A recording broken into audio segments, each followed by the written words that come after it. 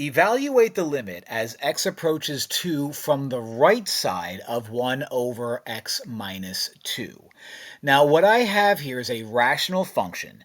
If I plug in 2, I get something that's undefined, but that's not what I'm looking for.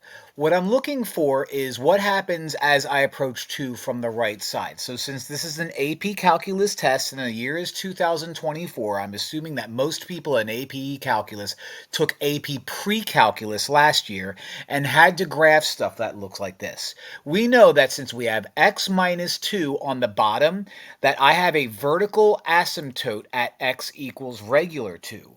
I also know that since x minus 2 is on the bottom, I have a horizontal asymptote at the x-axis. Do I have any zeros? No. I have no x's in the numerator to give me zeros. So if I were to graph this out, and that's me drawing a straight line, if I were to graph this out, what I know is there's a vertical asymptote at 2. I also know that if I were to plug in like negative 50, I would get 1 over negative 50 minus 2, which is a negative number. So I know that this guy is going to look like u. And if I were to plug in 50, I would get 1 over 48, which means anything to the right of 2 is going to be positive. So this guy is going to look like u.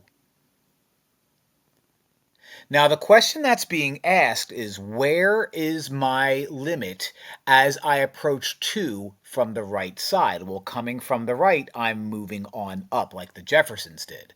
And that means my limit as x approaches 2 from the right is going to be positive infinity.